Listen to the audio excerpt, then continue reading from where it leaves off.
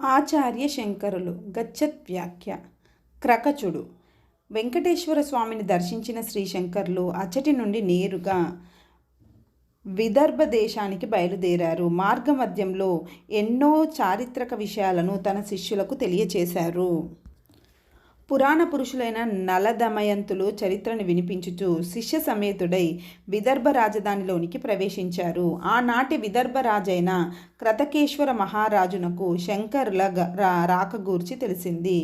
ఆనందంతో సపరివారంగా ఎదురు వెళ్ళి పవిత్రమైన స్వాగతాన్ని పలుకుతూ రాజలాంఛనాలతో రాజధాని నగరంలోనికి ఆహ్వానించాడు. శ్రీ శంకరాచార్యుల వారికి వారి యొక్క శిష్య సమూహానికి కావలసిన ఏర్పాట్లను స్వయంగా పర్యవేక్షించాడు. యథావిధిగా ఆచార్యస్వామికి యతి పూజలు నిర్వహించాడు. పురజనులందరూ ఆచార్యస్వామి దగ్గరకు వచ్చి వరుస క్రమంలో దర్శనం చేసుకుంటున్నారు. ఆచార్యుల వారి యొక్క రాకను గురించి తెలుసుకొనిన ఇతర దేశంలో వారు చుట్టుపక్కలనున్న కొన్ని వేల మంది వారంతట వారుగా వచ్చి శంకర్ల దర్శనం చేసుకున్నారు. వచ్చిన వారికి అందరికీ పద్మపాదాది ముఖ్య శిష్యులందరూ నిత్య సత్యాన్ని తెలియచేస్తూ వారి వారి మతముల యందలి దోషాలను సుస్పష్టంగా తెలియచేస్తూ వారికి అద్వైత సిద్ధాంత ప్రతిపాదన చేశారు.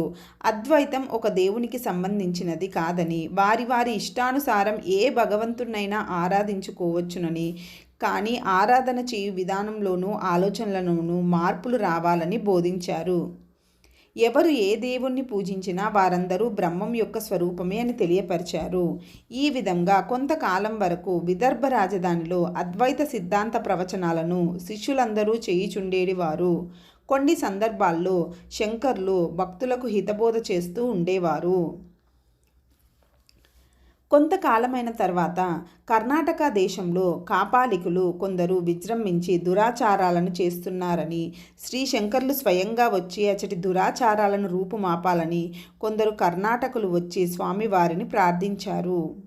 వారి కోరికను అనుసరించి శంకర్లు విదర్భ నుండి కర్ణాటకకు బయలుదేరాలని నిశ్చయించారు. విదర్భాధీశులు ఈ విషయం విని ఆందోళన చెందారు. శంకర్లను సమీపించి నమస్కరిస్తూ, స్వామి, మీరు కర్ణాటక రాష్ట్రంలోని కాపాలికుల వద్దకు వెళ్ళుచున్నారని విని చాలా ఆందోళనలతో ఉన్నాము. కాపాలికులు క్రూర స్వభావం కలవారు. వారి దగ్గర మంచితనం అనేది మచ్చుకకు కూడా కనిపించదు. వాళ్ళను చూచి బ్రతికిన వారు ఎవరూ లేరు. వారి దగ్గరకు వెళ్ళి కష్టాలకు దారి చూపించవద్దు. కావున మీ అభిప్రాయాన్ని మార్చుకొని ప్రశాంతమైన ఈ విదర్భలో సుఖంగా ఉండండి అన్నాడు.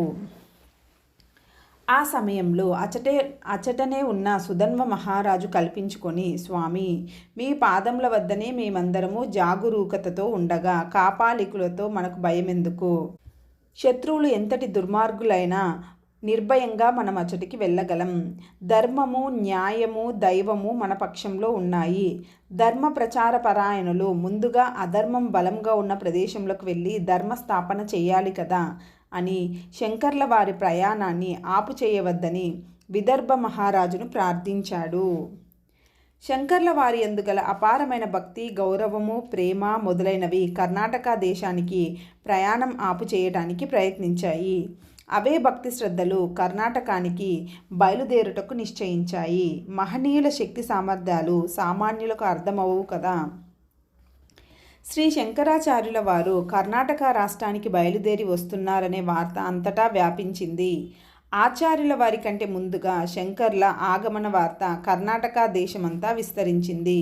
ఎదిరించి నిలవగల సామర్థ్యం కర్ణాటకలోని కాపాలికులకు మాత్రమే ఉంది. వారందరూ తంత్ర విద్యలో ఉద్దండులే. వారందరికీ నాయకుడు క్రకచుడు. సర్వ విద్యా పరాంగతుడు, తత్ర విద్య ప్రవీణుడు, గొప్ప వాగ్దాటి కలవాడు. కాపాలికులలో అతని మాటలకు ఎదురు లేదు. కాపాలిక గురువుగా సుప్రసిద్ధుడు. కాపాలికులందరూ సమావేశమయ్యారు. కర్తవ్యం ఆలోచించారు. కాపాలికా మతాన్ని నిర్మూలనం చేయటానికి శంకర్లు వచ్చుచున్నారని తెలిసి భయపడ్డారు, బాధపడ్డారు, ఆవేశంతో ఊగిపోయారు. కాపాలిక మతాన్ని సుస్థిరంగా ప్రతిష్ఠించమని క్రకచుని పలు విధాలుగా ప్రార్థించారు. క్రకచునికి శంకర్ల వారి పుట్టు పూర్వోత్తరాలు ఏమీ తెలియవు. ఆయన యొక్క పాండిత్య ప్రకర్ష గురించి తెలియదు. అద్వైత సిద్ధాంత జైత్రయాత్ర విశేషాలు కూడా తెలియవు. అతడు తెలుసుకోవాలనే కోరిక లేనివాడు. నిర్భయంగా నిర్లజ్జగా మాట్లాడు స్వభావం కలవాడు. గట్టిగా అరుస్తూ వీరవిహారం చేస్తూ అహంకార మదంతో విర్రవీగుతూ ఉంటాడు. కానీ శ్రీ శంకరాచార్య స్వామివారు భారతదేశమంతా కన్యాకుమారి నుండి కాశ్మీరం వరకు శిష్య బృందంతో పర్యటిస్తూ అద్వైత సిద్ధాంతాన్ని ప్రతిష్ఠిస్తూ ఇతర మతాలలోని దురాచారాలను ఖండిస్తూ కుమతాలను భూస్థాపితం చేస్తూ విజయయాత్ర చేస్తూ తమ కర్ణాటక రాష్ట్రానికి వచ్చి కాపాలిక మతాన్ని నాశనం చేయుటకే వస్తున్నారని తెలిసి కాపాలికులందరూ భయంతో వణికిపోతున్నారు. ఏదో విధంగా శంకర్లను జయించి వారిని తమ వైపు రాకుండా చేసి కాపాలికా మతాన్ని కాపాడుకోవాలని ఆరాట పడిపోతూ కాపాలికా పూజలను చేయటం ఆరంభించారు. శంకర్ల వారి పేరు గుర్తుకు వచ్చిన వెంటనే కాపాలికుల నరాల్లోకి వణుకు పుట్టిస్తుంది. శంకర్ల వారి వైభవాన్ని స్వయంగా చూసి వినిన వారు కొందరు కాపాలికులు మిగిలిన వారిని మరింత ఎక్కువగా భయపడుతున్నారు. మనందరం కలిసికట్టుగా వారి దగ్గరకు వెళ్ళుంటాయా లేక వారినే తమ దగ్గరకు రప్పించుటయా అని వారు ఆలోచనలో పడిపోయారు.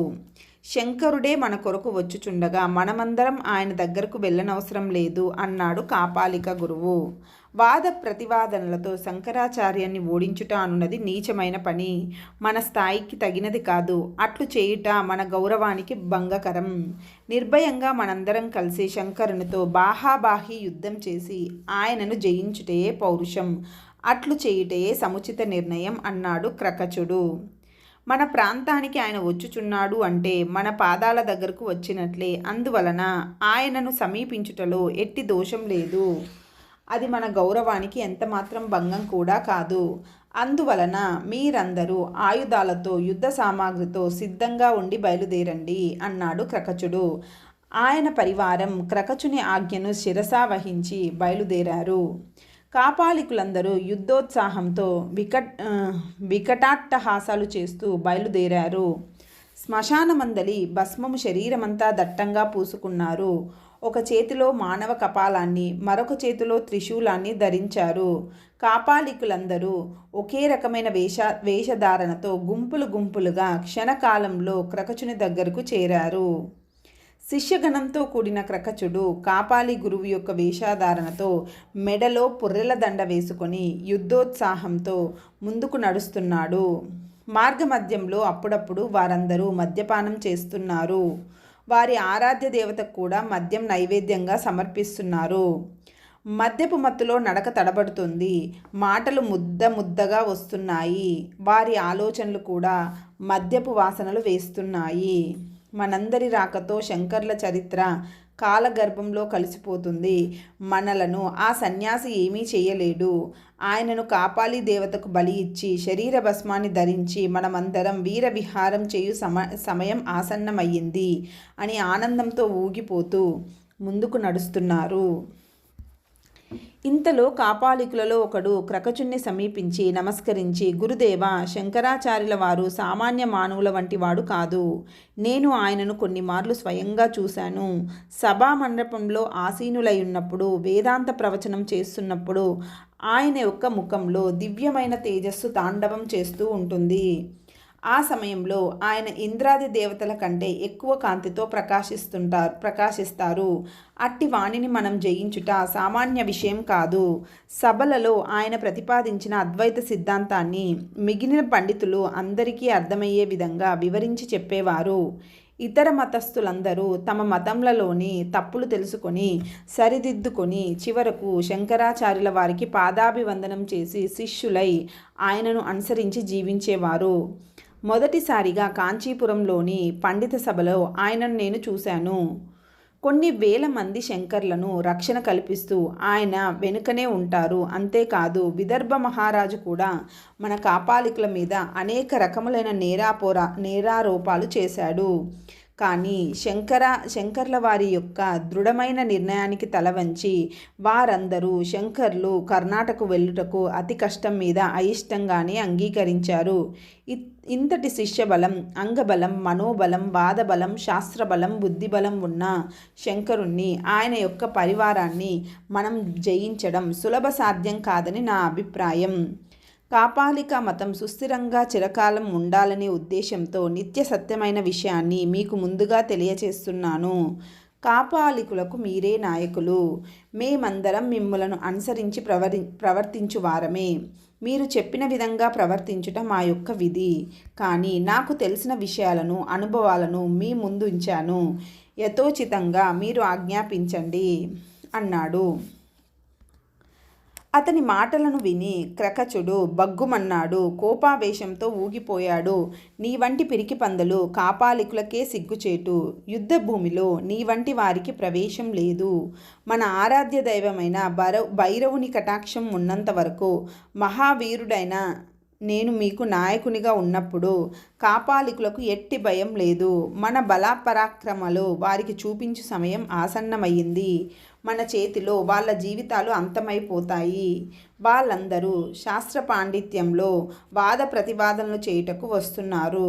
మనది సర్వలోక ప్రశస్తమైన తంత్ర విద్య అని వారికి తెలియదు. కావున వారితో ముఖాముఖి యుద్ధం చేయుటే మన కర్తవ్యం.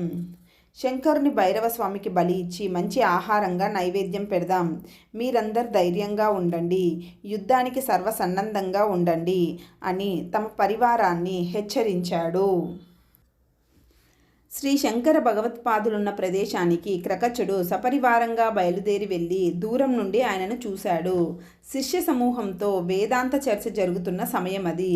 క్రకచుడు శంకర్ల దగ్గరకు వెళ్ళి ఆవేశంతో, స్వామి, శంకరాచార్యుడు అని పేరుతో ప్రసిద్ధమైన వాడవు నీవేనా? నీవు కుటిల స్వభావం కలవాడవు, అదములలో అదముడవు అని మా కాపాలికులు చెప్పగా విన్నాను. మాయ మాటలతో నీవు లోకాలను మోసం చేస్తున్నావు. ఏదో దొంగ మతాన్ని సృష్టించి దానికి అద్వైతం అని పేరు పెట్టి దేశాలన్నీ తిరుగుతూ ప్రాచీన మత సాంప్రదాయాలను నాశనం చేస్తున్న దొంగవు నీవు. నీ యొక్క సంభాషణ చాతుర్యంతో, మేధాబలంతో సామాన్య ప్రజలను మోసం చేసి వారిని సర్వభ్రష్టులుగా చేస్తున్న మోసగాడివి నీవు అన్నాడు. అన్ని మతాలను విమర్శిస్తూ అద్వైత సిద్ధాంతాన్ని ప్రతిపాదిస్తున్న నిన్ను అంతమొందించాలని మేమందరం అవకాశం కోసం ఎదురు చూస్తున్నాం.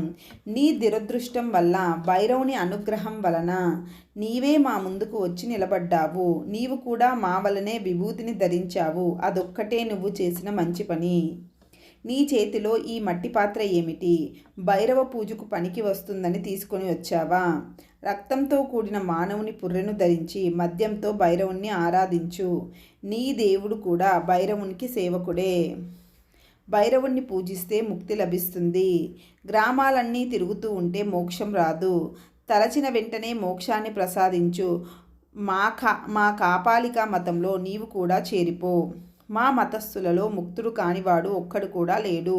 నీ వంటి వానికి భైరవుడు వెంటనే మోక్షాన్నిస్తాడు అన్నాడు.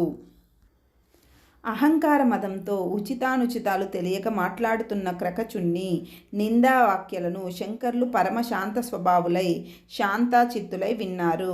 క్రకచుని అమాయకత్వానికి, మూర్ఖత్వానికి, తన మతం మీద క్రకచునికి గల విశ్వాసానికి ముచ్చట వేసింది. అతనిపై అపారమైన దయాసముద్రం ప్రవహించింది. విదర్భ దేశం నుండి వచ్చిన సుధన్వుడు క్రకచుని ప్రవర్తనను చూసి సహించలేకపోయాడు. ఇట్టి దురహంకారి సభలో ఉండకూడదని తలచి బలవంతంగా సైనికులతో క్రకచున్ని బయటకు ఈడ్చుకుని పొమ్మని ఆజ్ఞాపించాడు. నిండు సభలో తనకు జరిగిన అవమానాన్ని క్రకచుడు సహించలేకపోయాడు. ఈ విధంగా తాను అవమానపడతానని ఊహించలేకపోయాడు. అతని నోట మాట రాలేదు. ఆవేశంతో ఊగిపోయాడు. ముఖం ఎర్రబారిపోయింది. వెంటనే తన చేతిలోని గండ్రగొడ్డలిని పైకెత్తి, దీనితో మీ తలలను బ్రద్దలను కొట్టి భైరవునికి నైవేద్యం పెడతాను అని బిగ్గరగా అరిచాడు. ఈరోజు మీరందరూ మా భైరవునికి ఆహారం కావలసిందే అని ఆవేశంతో ఊగిపోయాడు. అంతేకాదు, తన వెంట వచ్చిన కాపాలికులతో మీరందరూ వెళ్ళి ఈ బోడిగుండు వారిని తన్నండి, కొట్టండి, చంపండి అని ఉత్సాహపరిచాడు. ఇంకా చూస్తారేం, ఇది సుగ్రీవాజ్ఞ బయలుదేరండి అని హూంకారించాడు. కాపాలికులందరూ ఆయుధాలు చేతధరించి ప్రళయకాల మేఘాల వలె భయంకరంగా అరుస్తూ బ్రాహ్మణ సమూహం మీద విరుచుకుపడ్డారు. సభలోని వారందరూ భయంతో వణికిపోయారు. అందులో కొందరు తమను రక్షించమని శంకర్లను ప్రార్థించారు. శ్రీ శంకర భగవత్పాదులు వారందరికీ అభయాన్ని అనుగ్రహిస్తూ ఆదేశరూపంగా ప్రక్కనే ఉన్న సుధన్వుణ్ణి సాభిప్రాయ సూచకంగా చూశారు. వెంటనే సుధన్వుడు తన సేవకులతో రంగంలోనికి దిగి బ్రాహ్మణులకు ఎట్టి ఆపద కలగకుండానట్లు క్షణకాలంలో కాపాలికుల యొక్క ఆయుధాలను ముక్కలు చేసి నిరాయుధులను చేశాడు. శంకరాచార్యుల వారి యొక్క శిష్య సమూహం, వారి దర్శనం కొరకు వచ్చిన సామాన్య జనసమూహం, అనేక మంది బ్రాహ్మణులు జగద్గురువులైన శంకరుని యొక్క అద్భుత శక్తిని వేన్నోళ్ళ కొనియాడారు. శంకర్ల యొక్క చిరునవ్వులోని శక్తితో అచటి రణరంగభరితమైన వాతావరణం ఒక్కమారుగా శాంతిధామంగా మారిపోయింది. సుధన్వుడు ఇదంతా శంకరుని మహిమగా గుర్తించి ఆశ్చర్యంతో చూస్తూ ఉండిపోయాడు. క్రకజుడు నిరాశపడిపోయాడు, నీరసించిపోయాడు. అపారమైన తన యొక్క కాపాలికా పరివారం సన్యాసులను ఏమీ చేయలేకపోయిందని దిగులు పడిపోయాడు. చివరగా ఆచార్యస్వామిని సమీపించి, కపట సన్యాసి, నీ మాయల గురించి మా కాపాలికులు చెప్పినప్పటికీ నిన్ను పూర్తిగా గమనించలేకపోయాను. నీ వంటి మోసగాడు ఇంతవరకు ఎవ్వడూ పుట్టియుండలేదు. నా యొక్క శక్తి సామర్థ్యాలు తెలియక నీవు ఈ విధంగా ప్రవర్తిస్తున్నావు. దాని ఫలం ఇప్పుడు అనుభవిస్తావు అన్నాడు. క్రకచుడు ఆవేశంతో నిండిపోయాడు. భైరవస్వామిని ప్రార్థిస్తూ పెద్దగా ఏదో అరుస్తున్నాడు. రక్తంతో కూడిన మానవుని పుర్రెను చేతిలో పట్టుకొని కళ్ళు మూసుకొని ఏవో మంత్రాలు చెబుతూ కొద్దిగా వెనుకకు వంగి ధ్యానం చేయసాగాడు. క్షణకాలమైన తర్వాత కళ్ళు తెరిచి కపాలంలోని కళ్ళు సేవిస్తూ మిగిలిన దానిని భైరవునికి సమర్పించాడు. మరల కన్నులు మూసుకొని భైరవ ధ్యానం చేశాడు. పుర్రెల దండను మెడలో వేసుకొని అగ్నిజ్వాలల వంటి జటలను విరబూసుకొని శూలం మొదలైన ఆయుధాలు ధరించి క్షణంలో కాలభైరవుడు క్రకచునికి దర్శనమిచ్చాడు. వెంటనే తల వంచి తన ఆరాధ్య దైవమైన స్వామికి వినయంగా నమస్కరించాడు. నాథా కాలభైరవ, మీ భక్తులపైన మన కాపాలకులనందరినీ సర్వనాశనం చేయుటకు ఈ కపట సన్యాసి కంకణం కట్టుకొని బయలుదేరాడు. దేశాలన్నీ తిరుగుతున్నాడు. కాపాలిక మతాన్ని సర్వనాశనం చేయుటకు సిద్ధమైనాడు. మా యొక్క ఆయుధాలన్నింటినీ తన అనుయాయులచే నాశనం చేయించాడు. ఈరోజు దురహంకారులైన ఇట్టి సన్యాసుల యొక్క అందరి తలలను నరికి నీకు నైవేద్యంగా సమర్పిస్తాను.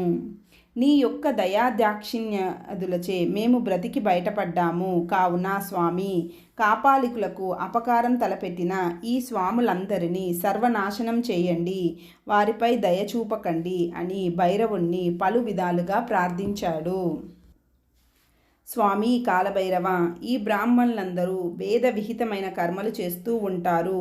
క్రతువులు చేయుట వలన పుణ్యఫలం లభిస్తుందని, దాని వలన సర్వ సౌఖ్యాలు లభిస్తాయని చెప్పి ప్రజలను మోసగిస్తారు. కాపాలికులను దూషిస్తూ వారి సాంప్రదాయాలను దోషభీష్టములని ప్రచారం చేయుచుండగా మీ భక్తుడనైన నేను శూలమును ధరించి వేదకర్మలు చేయవద్దని వేదములను విడిచిపెట్టమని చెప్పుచు సభామంటపంలోనికి ప్రవేశించిన వెంటనే తన యొక్క అనుయాయులచే నన్ను అవమానకరంగా నీచంగా బయటకు పంపించి వేశాడు. ఇట్టి సమయమున నా యొక్క ఆరాధ్య దైవమైన మిమ్మలను ఇచ్చటకు రప్పించవలసి వచ్చింది. ఈ ఆపద నుండి మీరే మమ్మల్ని రక్షించాలి అని కాలభైరవుణ్ణి ప్రార్థించాడు. కాపాలికుల ఆరాధ్యుడైన కాలభైరవుడు శంకరాచార్యుల వారిని చూస్తూ, యతీంద్ర, నీవు సాక్షాత్ శివుని యొక్క అంశతో జన్మించిన అవతార పురుషుడవు. దుష్ట సాంప్రదాయాలు గల మతాలను శోధించి వారిని నిర్మూలించి మంచి మతముతో ప్రజలను ఉద్ధరించుటకై నీవు అవతరించితివి. సర్వజ్ఞుడవు, సర్వలోకవంద్యుడవు, అయినా నీకు అసాధ్యమనున్నది ఏదీ లేరు. మీరు చేయు ప్రతి కార్యము ధర్మసమ్మతమే, వేది ప్రతిపాదితమే, ఇందులో అణువంతైనా సందేహం లేదు. ఈ కలికాలంలో దుర్మార్గులు, దుష్టులు స్వేచ్ఛగా విహరిస్తూ ప్రజల యొక్క మనోభావాలను నాశనం చేస్తున్నారు. వీరినందరినీ నీవు దండించవలసిందే. మంత్రములకు స్వాధీనుడైన నేను క్రకచుని ప్రార్థనకు సంతసించి ఇచ్చటకు రావలసి వచ్చింది. కావున నీవు ఈ కాపాలికులందరినీ సన్మార్గంలో పయనింపచేసి వారికి ఉత్తమ గతులను కల్పించవలసిన బాధ్యత నీపైన మాత్రమే ఉంది. జగద్గురువులకు సాధ్యం కానిది ఏమున్నది అన్నాడు. కాలభైరవుడు స్వయంగా శంకర్ల వారికి చెప్పిన మాటలను కాపాలికులు అందరూ విన్నారు. తాము ఇంతవరకు చేసిన ఉపాసన అంతయు దోషభూయిష్టమైనదని గుర్తించారు. మా అందరికీ సద్గతి కల్పించమని శంకర్ల పాదములపై రోదించారు. కన్నీళ్లతో తమ మనస్సులోని పాపములను కడిగివేసుకున్నారు. తమను రక్షించమని శంకర్ల పాదములను తాకుచూ పలు విధాలుగా ప్రార్థించారు. కరుణా సముద్రుడైన శంకర్ల వారి యొక్క మనస్సు ద్రవించిపోయింది. కాపాలికులపై అపారమైన ప్రేమ వాత్సల్యం వర్షించింది. శిష్యులను పిలిపించి కాపాలికులందరి చేత ప్రాయశ్చిత్త కాండను పూర్తి చేయించారు. వారందరికీ వేద విహితములైన ధర్మాలను కర్మలను ఉపదేశించమని ఆదేశించారు.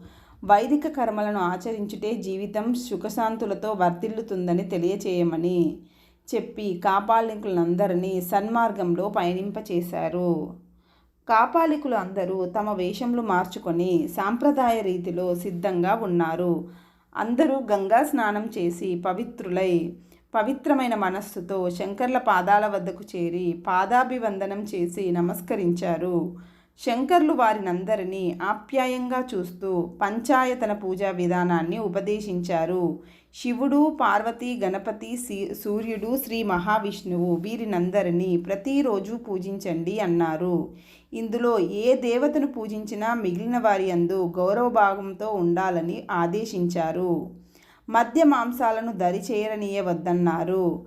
శాంత స్వభావులై సాత్విక స్వభావులై జీవించమని వారికి ఆదేశపూర్వకంగా ఉపదేశించారు. ఉన్మత్త భైరవుడు.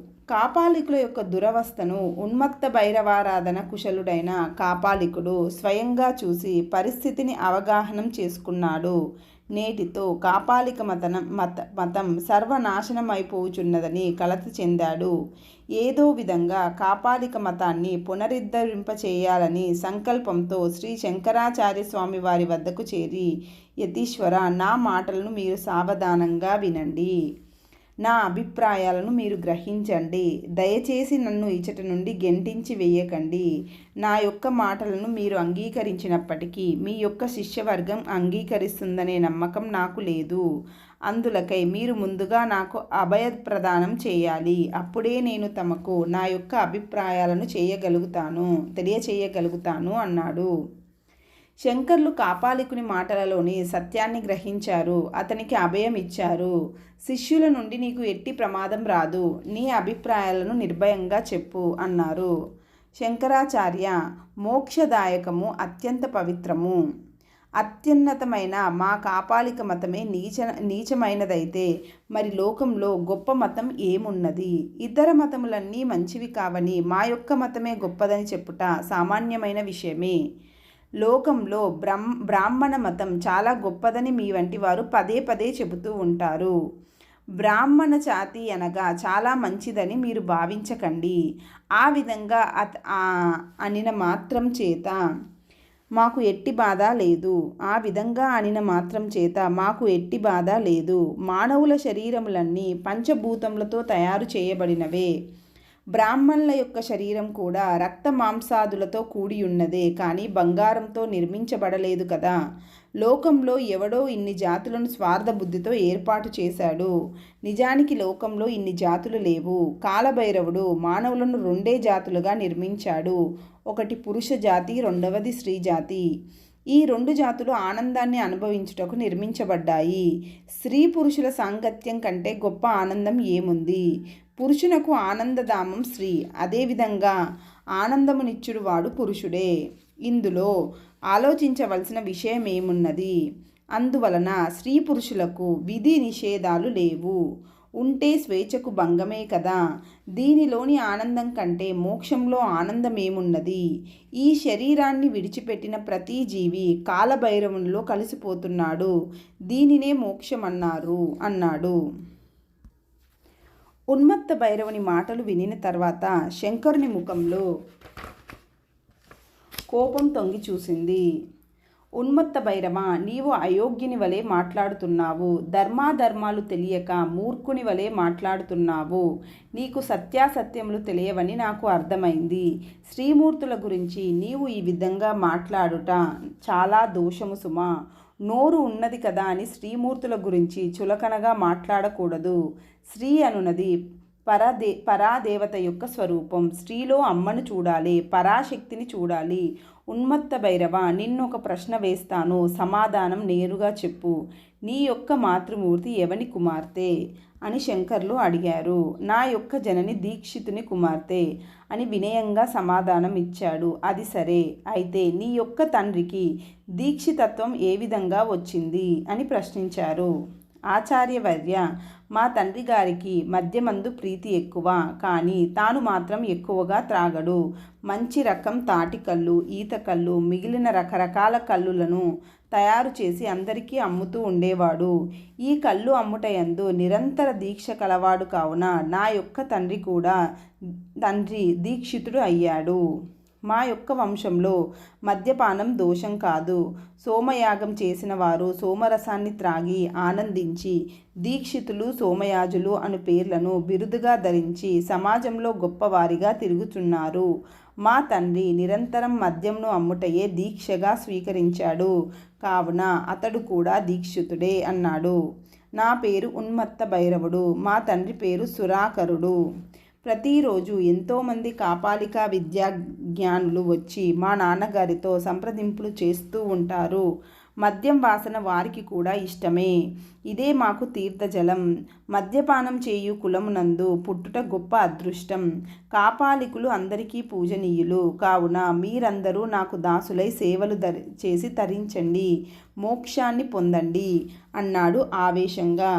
శంకర్ల వారు ఉన్మత్త భైరవుని కథను సమూలంగా విని, భైరవా, నీకు ఇట్టి పవిత్రమైన ప్రదేశంలో స్థానం లేదు. నీ వంటి వానికి ఉపదేశం చెయ్యుట కూడా మహాపాపమే. నీవు ఇచ్చటి నుండి వెడలిపో అని తన శిష్యులతే దూరంగా పంపించి వేసి శాంత మనస్కులు అయ్యారు. చార్వాక మత ఖండన. ఇంతలో పక్క గ్రామంలో ఉన్న చార్వాకుడు శంకర్ల దగ్గరలో ఉన్నారని తెలుసుకొని ఆయనను దర్శించుకొని నమస్కరించి, స్వామి, కంటికి కనిపించని వస్తువు సత్యం ఎలా అవుతుంది? కన్ను ఎప్పుడూ అబద్ధం చెప్పదు. తాను చూసిన దానిని మాత్రమే తెలియచేస్తుంది. శరీరం అనేది మనకు కనిపిస్తుంది. ఇంద్రియాలు చాలా గొప్పవి, కావున దేహేంద్రియాలు మాత్రమే సత్యం. వాటితో అనుభవించి దానికి ఆనందం అని పేరు. ఇంతకంటే గొప్ప ఆనందం ఎక్కడ లేదు. కంటికి కనిపించినది ఏదో ఉందని, అది చాలా గొప్పదని, దానిని బ్రహ్మము అంటారు అని ఎన్నో ఉపన్యాసాలు ఇస్తారు. వారి మాటలలోని తీయదనానికి కొంతమంది అమాయకులు వారికి బానిసలుగా మారి మూర్ఖంగా అనుసరిస్తూ ఉంటారు. ఈ విధంగా ఉపదేశాలు చెప్పుటలో నీవు చాలా బుద్ధిమంతుడవని విని నీ యొక్క తెలివితేటలు ఏ పాటివో తెలుసుకుందామని నీ దగ్గరికి వచ్చాను. ప్రపంచంలో ప్రత్యక్షవాదమే సత్యమైనది, నిత్యమైనది అన్నాడు. మరికొద్ది సమయం దాటిన తర్వాత మరలా లేచి శంకర్ల వారిని సమీపించి నమస్కరించి, మీరు విద్యావంతులు, సద్గురువుల అనుగ్రహంతో ఎన్నో గ్రంథాలు రచించారని విన్నాను. నాకు నిజమైన తత్వమేదో తెలియచెప్పండి. మోక్షమునకు మార్గంను వివరించండి. నాకు తెలిసిన దానిని మీకు తెలియచేశాను. ఇప్పుడి మీరు సత్యాసత్యములను స్పష్టంగా నా వంటి మందమతులకు అర్థమగునట్లు ఉపదేశించండి. ఆచార్య శంకర, మా యొక్క సిద్ధాంతంను మనవి చేస్తాను. ముందుగా ఈ శరీరం పుట్టింది. ఇందులోని జీవుడు కూడా శరీర రూపంలోనే ఉంటాడు. శరీరం కంటే జీవుడు అనేవాడు వేరుగా మరొకడు లేడు. దీనిని ప్రత్యక్షంగా మనము అనుభవం ద్వారా తెలుసుకుంటున్నాం కదా, వేరే ప్రమాణం ఎందుకు? భగవంతుడు కూడా దేహ రూపంలోనే ఉండి లయమును పొందుటయే మోక్షం అన్నారు. నదులన్నీ సముద్రంలో కలిసిపోతున్నాయి.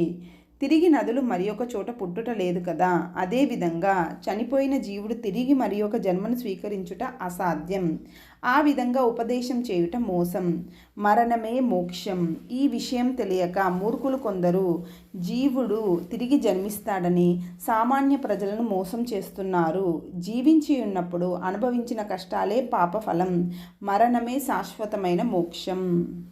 చచ్చిన వారికి శ్రాద్ధాలు పెట్టడం, తద్దినాలు పెట్టుట అనేది తెలివైన వారు చేసిన మోసం. పీకల దాకా తిని ధనం సంపాదించుటకు కొంతమంది పెద్దలు ఏర్పాటు చేసిన కర్మ సిద్ధాంతం. నిజంగా చచ్చిపోయిన వారు వచ్చి భోజనం చేస్తారా? ఒక్కడైనా ఒక్క మారైనా వచ్చి తిన్నట్లు ప్రత్యక్ష సాక్ష్యం ఉందా? స్వర్గం నరకం అని 2 లోకాలను సృష్టించారు. స్వర్గం అంటే సుఖమట, నరకం అంటే పాపమట. చనిపోయిన జీవుడు అచటకు వెళ్ళి సుఖాలను కష్టాలను అనుభవించి తిరిగి మానవునిగా జన్మిస్తాడట. దీనికి ఎక్కడైనా ప్రత్యక్ష ప్రమాణం ఉందా? కొంతమంది మూర్ఖులు చెప్పిన మాటలను మరికొంతమంది మూర్ఖులు ఆచరిస్తే అది ఉత్తమమైన మతం అవుతుందా? ఇప్పుడు ఇవన్నీ తప్పుడు సిద్ధాంతాలు. శరీర సుఖమే ఆనందం, మానసిక క్లేశమే దుఃఖం. వీటికే స్వర్గం నరకం అని పేరు. వీటికంటే మరొక స్వర్గ నరకాలు లేనే లేవు. భూలోకంలో పైన ఏవేవో లోకాలు ఉన్నాయి అనే మాట అబద్ధం, అనాగరికం, అప్రమాణికం. ఈ శరీరం నశించిన తర్వాత కష్టాలు లేవు, సుఖాలు లేవు, బూడిద మాత్రమే మిగులుతుంది. అది తిరిగి మరొక జన్మను ఎత్తుట అనేది కల్లా ఎంత మాత్రం జరగని పని. చితాభస్మం నీటిలో కరిగిపోయిన తర్వాత మిగిలేది శూన్యమే. శరీరం వేరు, జీవుడు వేరు అనే మాటలు అసత్యం. ఒక కుండ బ్రద్దలైపోయింది, పెంకులు మిగిలిపోయాయి. కుండలోని గాలి ఎక్కడికైనా పైలోకాలకు వెళ్ళిపోయిందా? లేదా? గాలి అక్కడే ఉంది. లేదే, గాలి అక్కడే ఉంది. పెంకులు అక్కడే ఉన్నాయి. గాలిలో, నీటిలో, మట్టిలో కలిసిపోయింది. అదే మోక్షం అని చార్వాక సిద్ధాంతాన్ని బలంగా వినిపించాడు. వీర ఆవేశంతో చార్వాకుడు చెప్పిన అశాస్త్రీయమైన అప్రమాణికమైన భౌతికవాదాన్ని పూర్తిగా సావధానంగా శంకరులు విన్నారు. అమాయకులైన ఇటువంటి వారికి తత్వబోధన చేసి సన్మార్గంలో పయనింపచేయాలని శంకరులు సంకల్పించారు. అంతేకాదు, ఆస్తికులైన వారు కూడా కొన్ని సందర్భాల్లో చార్వక సిద్ధాంతాల వైపు మొగ్గు చూపిస్తూ ఉంటారు. కావున వీరందరికీ తగిన విధంగా ఉపదేశం చేయాలని శంకరులు నిర్ణయించారు. చార్వాకుడా, నీవు చాలా అమాయకంగా మాట్లాడుతున్నావు. ఒక శరీరం చనిపోయిన తర్వాత మరి ఒక శరీరం స్వీకరిస్తుంది. ఉన్న శరీరాన్ని విడిచిపెట్టిన తర్వాత మరి ఒక శరీరాన్ని స్వీకరించే వరకు జీవుడు ప్రేత శరీరాన్ని ధరిస్తాడు. ఈ శరీరాలకు పేర్లు ఉండవు. ప్రేత అనున్నది సామాన్యమైన పేరు మాత్రమే. జీవుడు ప్రేత శరీరాన్ని విడిచి పుణ్యలోకాలకు వెళ్ళవలనన్న భూలోకంలో అతని కుమారులు, తల్లిదండ్రులు మిత్తమైన శ్రాద్ధాది కర్మలను భక్తి విశ్వాసాలతో పూర్తి చేయాలి. గయా మొదలైన పుణ్యక్షేత్రాలలో పిండ ప్రదానాలు చేసి బ్రాహ్మణులకు దక్షిణలిచ్చి గౌరవించాలి. ఊర్ధ్వలోకాలకు ప్రయాణం చేయనప్పుడు జీవులు ప్రేత శరీరములను వదిలి సూక్ష్మ శరీరంను ధరించి ప్రయాణం చేస్తారు. అంతేకాని శరీరం నశించిన వెంటనే దానితో పాటుగా జీవుడు నశించడు. జీవుడు స్వీకరించిన భౌతిక శరీరం మాత్రమే నశిస్తుంది. ఈ విషయములన్నీ శాస్త్రములందు పురాణాలందు విపులంగా వర్ణించబడి ఉంది. నీవు చెప్పినవన్నీ ప్రమాణాలు లేని మాటలు. నీకు వివేకం లేకపోవటచే అజ్ఞానంతో మాట్లాడుతున్నావు అన్నారు శంకరులు. శంకరాచార్యుల వారి ఉపదేశం విని చార్వాకుడు సిగ్గుపడిపోయాడు. తన యొక్క అజ్ఞానం తెలుసుకొని తాను చెప్పిన మాటలకు బాధపడిపోయాడు. వెంటనే శంకర్ల పాదాల మీద పడి తనను కాపాడమని, సన్మార్గంలో నడిపించమని చిన్న పిల్లవాని వలె వెక్కి ఏడ్చేశాడు. శంకర్ల వారికి చార్వాకుని మీద అపారమైన ప్రేమ కలిగింది. అతన్ని తన శిష్యునిగా స్వీకరించి పుస్తకములను, శంకర గ్రంథములను మోయుటకు అవకాశం ఇచ్చారు. ఈ విధంగా చార్వాకుడు తమను ఆశ్రయించిన దోషములను పోగొట్టుకొని జ్ఞానవంతుడయ్యాడు. అనంతరం కొంతమంది శిష్యులతో సౌగత మతస్థులు శంకర్ల వారిని దర్శించుటకు అచ్చటకు విచ్చేశారు. చార్వాకుడు శంకర్ల వారి శిష్యుడైన వృత్తాంతాన్ని వారు స్వయంగా చూసి ఆశ్చర్యపోయారు. అనంతరం కోపావేశంతో ఊగిపోయారు. అన్ని మతములను శంకరుడు నాశనం చేయుచున్నాడని బాధపడిపోయారు. వారిలో పినాకాయుడు అనువాడు లేచి సభలోనున్న శంకర్ల వారి వద్దకు వెళ్ళి నమస్కరించాడు. ఆచార్య, నేను సర్వమత శ్రేష్టమైన సౌగత మతస్థుడను. నీవు అజ్ఞానంతో మాట్లాడుతున్నావు, నిజాన్ని గ్రహించలేకపోతున్నావు. నిరర్ధకములు నిష్ప్రయోజనములైన కర్మలను ఆచరిస్తున్నారు. ఈ శరీరానికి ఎన్ని మారులు స్నానం చేయించినా, ఎన్ని విధములుగా ప్రాయశ్చిత్తములు చేయించినా పరిశుద్ధం అవ్వదు. శరీరమంతా మలంతోనే నిండిపోయి ఉంటుంది. శరీరం మలంతో నిండియున్నను అందులోని జీవునికి మలం ఏమాత్రం అంటదు. ఎల్లవేళలా జీవుడు నిర్మలంగా ఉంటాడు. చనిపోయిన తర్వాత జీవుడు వాసనాబలంతో మరల పుట్టుచున్నాడని మీరందరూ నమ్ముచున్నారు. దానినే ఉపదేశం చేస్తున్నారు. అందులకు ప్రమాణం చూపించగలరా?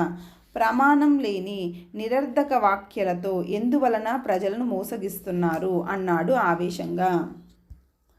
చనిపోయిన వారు తిరిగి పుడతారో పుట్టరో ఎవరికి ఎరక. జీవించి ఉన్నంతకాలం సుఖంగా జీవించు. అప్పు చేసి అయినను ముష్టాన్న భోజనం చెయ్యి. శరీరాన్ని ముందుగా రక్షించుకోవాలి కదా. శరీరం నశించిపోవుటయే మోక్షం అన్నాడు. పీనాకాయని మాటలను శంకర్లు సావధానంగా విన్నారు. ఓ పీనకాయ, నీవు చెప్పినది అసత్యం సుమా. మూర్ఖుని వలె మాట్లాడుచున్నావు. కర్మఫలములను అనుభవించుటకు పరలోకమునకు జీవుడు ప్రయాణం చేస్తాడు. కర్మశేషములను అనుభవించుటకై భూలోకంలో ఏదో ఒక జన్మను స్వీకరిస్తాడు. పశుపక్షాది జన్మలన్నీ కర్మఫలాలను అనుభవించుటకే. చివరగా మానవ జన్మకు ధరించి పూర్వకర్మ ఫలాలను అనుభవిస్తూ క్రొత్త కర్మలను తిరిగి చేస్తూ ఉంటాడు. అందులకే పునరపి జననం పునరపి మరణం అంటారు. శృతులు, స్మృతులు, పురాణాలు భవిష్యత్తును దర్శించిన మహర్షులు ఈ విధంగానే తెలియజేశారు. వారు అసత్యములను పలకరు. అసత్యములు చెప్పవలసిన అవసరం కూడా వారికి లేదు. అందువలన వేద ధర్మ విహితమైన మార్గంను అవలంబించి జ్ఞానవంతుడవై జీవించు అన్నారు. శంకర్ని మాటలు పీనకాయునికి రుచించలేదు. స్వామి, మరొక్క విషయం మనవి చేస్తాను వినండి. సుగతుడు అను మునీశ్వరుడు విశాలమైన ఈ సృష్టితత్వాన్ని చూచి పరిశీలించి చాలా ఆశ్చర్యపోయాడు. అతనికి ఒక ఆలోచన వచ్చింది. మానవుడు తరించవలెనన్న ప్రాణులను ఉపాసించాలి అన్నాడు. అనగా పశుపక్షాదుల యందు, క్రిమికీటకాల యందు, సమస్త జీవరాశుల యందు సమభావాన్ని, ప్రేమను చూపించాలి. అన్ని జీవుల యందు దైవాన్ని చూడాలి. జీవహింస చేయరాదు. అసత్యమును పలకరాదు. అన్ని ప్రాణుల యందు దయాదాక్షిణ్యం కలిగి ఉండాలి. అదే మోక్షం అని జీవహింసను నిరసిస్తూ ఉపదేశించాడు. అందువలన ఆ మహానుభావుడు ఆదేశించిన మతం సర్వజన ఆమోదంగా ఉంది. ఇంతకంటే అత్యున్నతమైన పవిత్రమైన ధర్మం మరొకటి లేదు. కావున మేమందరం యోగ్యమైన సర్వజన రక్షకమైన సౌగత మతాన్ని స్వీకరించాము అన్నాడు. శంకరాచార్యులు అతడు చెప్పిన విషయాలను సావధానంగా విని, సౌగతుడా, నీవు చెప్పిన ధర్మం మంచిదే. జీవహింస చేయుట నేరము.